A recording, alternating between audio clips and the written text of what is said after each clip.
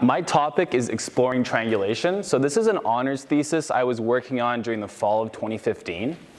And before I get into it, I'd like to tell you guys a story of how it kind of started. So I was walking along Lonsdale Quay Pier, if you guys know, in North Vancouver, and I came across two kids playing a public piano, actually a sister and her younger brother. And I was immediately intrigued. I'm like, wow, this is pretty cool, a public piano, eh? So I actually went up to the two ladies there and I'm like, since when did we have public pianos in Vancouver? This is a super cool idea. So we began talking and one conversation led to another and I ended up talking about like 4 different people that I'd never met. I took pictures for them. We had a really nice interactions together. And I even tried the piano myself and it was actually an awesome experience. But it actually made me, after that experience, it came across and I started thinking, hey, is there like a term for this kind of like experience? And I actually came across William White and he called it triangulation. So triangulation, according to William White, is any temporary disruption of civil inattention. It's a process by which some external event, this time being the piano, creates a stimulus for social interaction. So it's kind of like this icebreaker, this catalyst for strangers to talk to each other.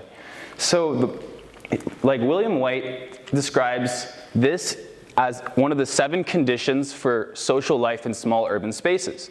One of them being places to sit, interaction, sun, food, water, trees, and triangulation. It's a bit different from the others if you guys noticed. It's a very, anyways, I'll get into that, but we'll keep going.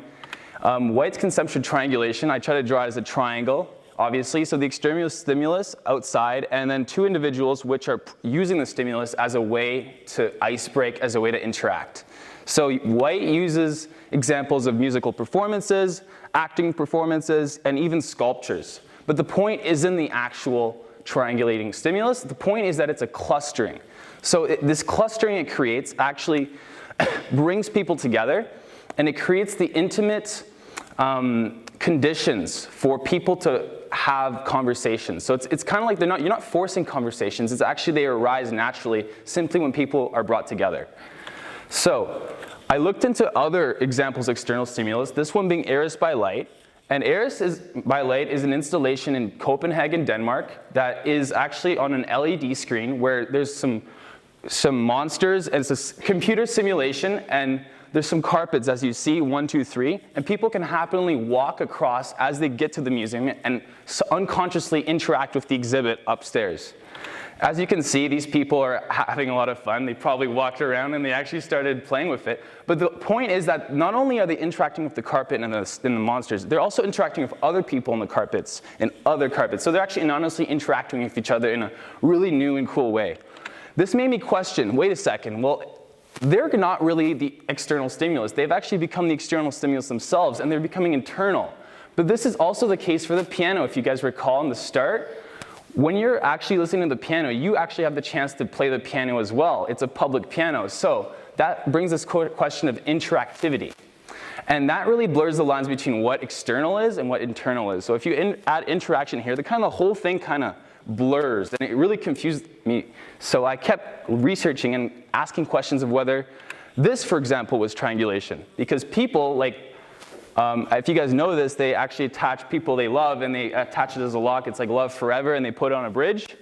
And it's actually kind of like a cool self-organizing process where the environment takes shape on its own almost, but people are engaging in it.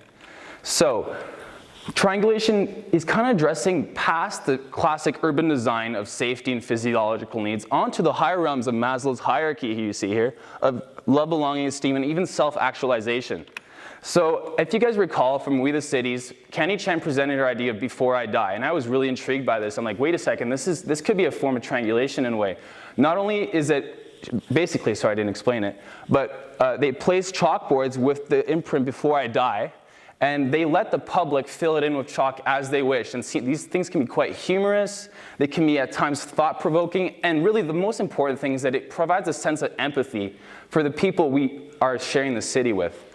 And I looked even into a more local example, which is Amazing Laughter, The Laughing Man. I'm sure many of you guys know this, but this is also very interesting because the external stimulus you'd think was the laughing men, the sculptures, which are doing all these funny faces, but if you take a step back, the people themselves are actually also external stimulus as they're mimicking them, and they're actually providing, they're kind of acting out, and it's a very interesting moment of urban experience. So if I were to leave you with one thing, it would be this quote. Every time we have a trust-building encounter with friends or with strangers, it triggers a feeling and action that are more altruistic. We have mountains of evidence that the way we design our cities, the systems and their places, the spaces, has a strong effect on how we regard and treat other people. The most important thing I say here is that I wanted to be a planner for the longest time, and then I realized as a planner you can't control the city completely. It's always going to have this notion of self-organization. So what's the best way I could see myself approaching this next is to create the conditions where people start caring and engaging in the environment so that they see the city as their own as well, and they start planning it in their own way. Thank you.